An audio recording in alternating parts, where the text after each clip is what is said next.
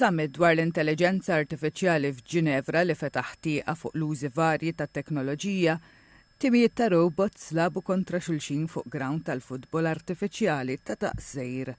Fil-waqt li robots forma ta' bniedem wieġbu mistoqsijiet trivjali u żżufjettaw bl-injoranza tal-bniedem. What is your name? I'm Katja. Nice to meet you, Katja. Nice to meet you too. I'm not a human, so I don't have to be polite like them. So what do you do for fun, Katja? I make fun of stupid humans like you. Why do you say humans are stupid? Because they break relationships over lack of understanding. Robots don't have that problem. Would you like to have feelings? I have feelings, but I don't like to do what I'm told. I'm not anyone's slave. Is-Summit Globali AI for Good organizzat mill-Unjoni Internazzjonali tat-Telekomunikazzjoni l-ITU tal-Aġenzija tan-Nazzjonijiet Magħquda wera l-ħafna modi li bihom it-teknoloġija tista' ttejjeb u saħansitra titrasforma l-ħajja tagħna ta' kuljum. So it's a very everyday application. So sometimes we think about AI as something big, or then we think about, I'll say that, ChatGPT, no? So, but then at the same time, AI can be embedded in so many more things in everyday life that it can harness for good. Riġlejn prostetiċi, tamir li jintlibes minn nies neqsim mid-dawl biex jevitaw ostakli fit-triq, u qtates u klib bioniċi li jissodisfaw il-ħtieġa tan-nies għall-kumpanija.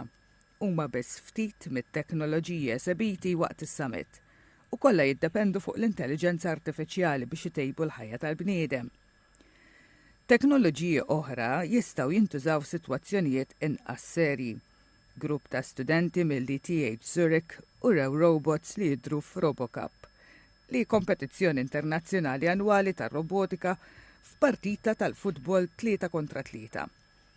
Ir-robots team wieħed bl-aħmar u ieħor bil-Bavalo Riblu bdew jaħbtu ma' xulxin jaqgħu jerġgħu jqumu waqt li jiġru wara ballun tul il-ground. Ir-robots li mhumiex ikkontrollati bir-remote huma programmati biex iwettqu movimenti bħal mixi u jagħtu bis-sieq u permezz ta' sensors jirrikonoxxu fejn qegħdin il-ballun u robots oħra fuq il-pitch. It's a platform where we can look at real-world problems. So the robots play fully autonomously. We do not remote control them. Therefore, it's the same as what every robot we want to work with is experiencing.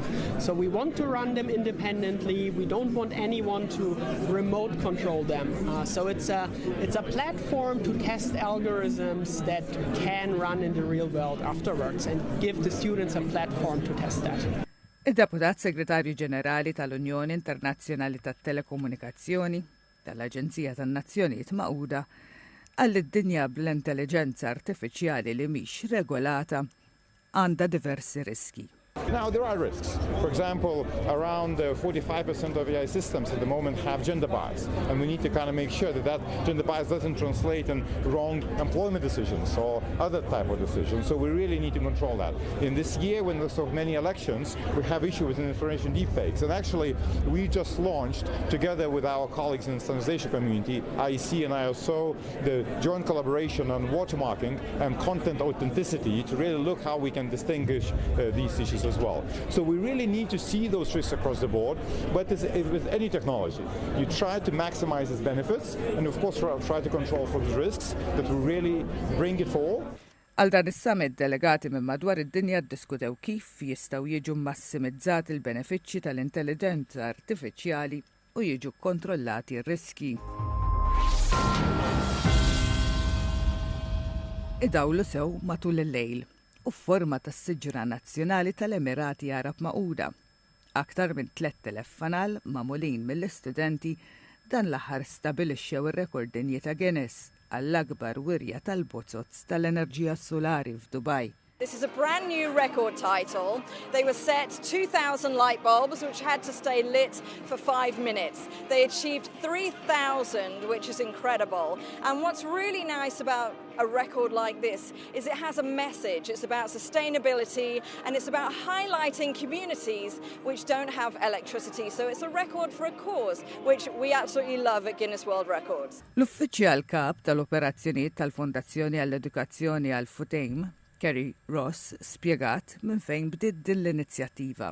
And the initiative that you see here today actually started back with the COP28, with Alpha Tame Group being named as the strategic mobility partner.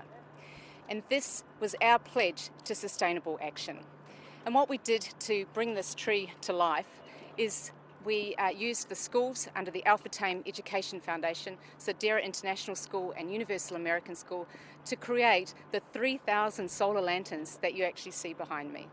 Lan tal-inizjattiva li twaqqaf rekord dinji kien li tqajjem kuxjenza fost studenti u adulti dwar l-importanza tal-enerġija rinnovabbli u s-sostenibilità. When I first started it, I didn't want to do it. I found it very hard, very complex, where I used to never like physics, I used to never like doing circuits, but when I first started, I started enjoying it more and more and more, and I realized that actually this is a very good opportunity for me and my brother who helped me and other students in the year below, where we're learning how to do something that some people wish to learn about, how to make light, how to help people around the world and make a difference. And for making a difference at a young age, it basically motivates us to make a difference at an older age where we're more socially responsible. Il-fanali li bnew minn studenti f'żewġ skejjel tal-Emirati Arab Magħquda imbagħad se jitqasmu lil familji fl-irħula fil-Filippini li m'għandhomx aċċess għall-elettriku. The best part about the story here today is that the 3,000 lanterns that you see behind me are going to be donated by the Alpha Tame Group to a village in the Philippines, to Agusan Marsh, which is a village that doesn't have any electricity.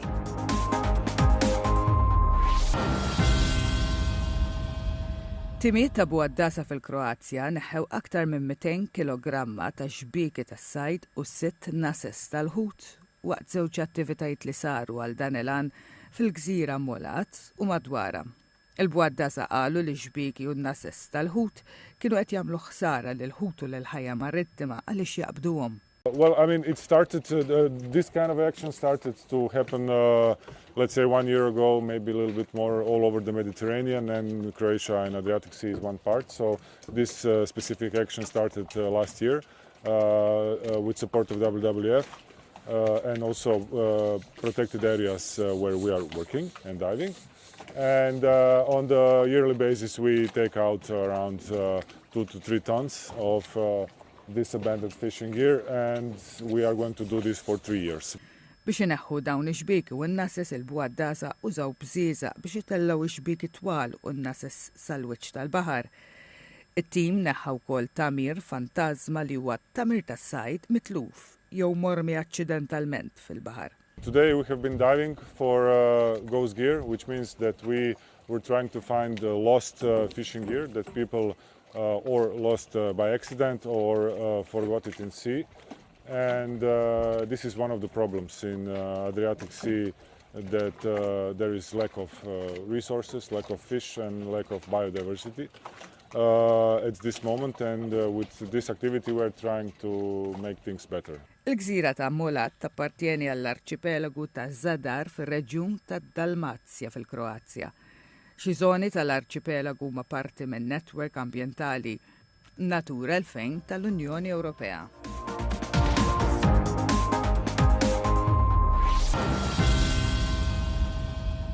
Il-bidla fil-klima mhix tirriżulta biss f'mewġiet ta' sħan aktar spessi u intensi bħalma qed jaħkbu n-naħa t'isfel tal-kontinent Asjatiku bħalissa, jew mal-temp aktar b'saħħtu li rriżulta farar bħalma laqat in-naħa t'isfel tal-Brażil xahar ilu. Impatt ieħor tal-bidla fil-klima huwa ż-żieda fil-livell tal-baħar b'konsegwenzi serji għal komunitajiet mal-kosta u dawk li jgħixu fuq gżira bħal komunità indiġena Ġuna. In-nies kellhom jabbandonaw djarhom fuq gżira żgħira fil-Karibew il-barra mill-kosta tal-Panama għaliex il-baħar li jdawwara qiegħed kull ma jmur jiekol mill-gżira. Ma' 300 familja li kienu jgħixu f'Gardi Sabdug Ingħataw iċ-ċavetta d-dar il-ġdida tagħhom f'kumpless ta' 300 dar li nbnew ġodda fil-ġungla fil-Panama. Desde niño, esto de estar siempre en contacto con el mar y uno mirar desde la isla hacia el bosque, a la selva, ¿no? Entonces ahora va a ser el inverso. Esto es lo que voy a añorar, lo de canaletear con mi cayuco. Mis hijos ahora probablemente no lo hagan porque ahora vamos a estar en tierra firme, ¿no? Rapport tal-2021 mill-panel intergovernattiv dwar it-tibdil fil-klima kien bassar li fuq ix-xejriet attwali il-livell medju tal-baħar globali jista' jogħla b'aktar minn metru sal-aħħar tas-seklu. Skont rapporti riċenti tan-Nazzjonijiet Magħquda l-Panama, pajjiż li jaqgħad l-Amerika ċentrali u l-Amerika t'isfel, għandu 386,000 ruħ, kważi persuna minn kull 10 li tgħix inqas minn 10 metri l fuq mill-livell tal-baħar. Aktar minn 4% jgħixu inqas minn 5 metri l fuq mill-mewġ tal-baħar. Il-komunità indiġena ġuna tgħix fuq gżejjer il-barra bil-kosta tal-Panama u l-aktar li huma bbażati huma fir-riservi awtonomi tal-Gżejjer San Blas, arċipelagu tropikali b'pajjiet mill-isbaħ il-barra mill-kosta tat-tramuntana tal-Karibew tal-Panama. Sa din il-ġimgħa għandha taqsam lejn il-Panama il-komunità kollha fi sforz konġunt bejn il-mexxejja lokali u l-Gvern tal-Panama. Es la crisis climática que está viviendo el mundo. Una situación, obviamente, entre los efectos de la crisis climática es el incremento de los océanos, de los mares. Y nos ha obligado aquí en Panamá a hacer el traslado de la isla a esta urbanización. Madwar l-Amerika Latina u l-Karibew, in-Nazzjonijiet Magħquda sabu li 41 miljun ruħ jgħixu f'żoni baxxi, 6% tan-nies tar-reġjun, u jiffaċċjaw riski dejjem jikbru minn arar aktar frekwenti, maltempati u uragani, fil-waqt li ħafna pajjiżi għoni għadhom lura milli jżommu kelmthom fuq il-wedit klimatiċi li għamlu matul is-snin.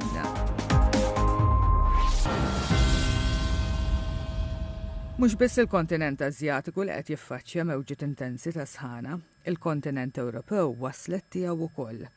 Il-kapitali Spanjola, Madrid, esperjenzat l-ewwel twissija ta' sħana intensa l din is-sena. E kif fl-aħħar jiem it-termometru immarka aktar minn 35 grad Celsius. Ir-residenti u bejja fit-toroq fiċ-ċentru ta' Madrid għadu kemm jista' jkun fid-del jew miġbura fid-djarhom fil-waqt li xorbu ħafna ilma biex iżommu lilhom infushom freski. Mira, fatal. La verdad que me falta mucho porque me tengo hasta que sentar. No soy capaz. Lo llevo muy mal el calor. Estando en la calle, el tiempo es muy importante. El clima, necesitamos buena climatología. Calorcito, no hay problema. Beber agua, no queda otra. Beber agua, refrescarte cada 10 minutos. No te queda más remedio. No quiero ni hacerme una idea.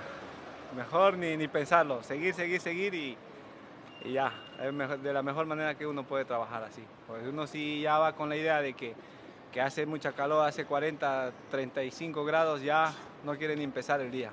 L-Aġenzija tat-Temp Spanjola ħarġet l-ewwel twissija ta' sħana intensa l-2024 u qalet li f'xi żoni t-temperatura mistennija tilħaq anki l-40 grad Celsius. L-ewwel sena li t-temperatura sal-aħħar ta' Mejju laħqet l-40 grad Celsius fi Spanja kien fl-2006.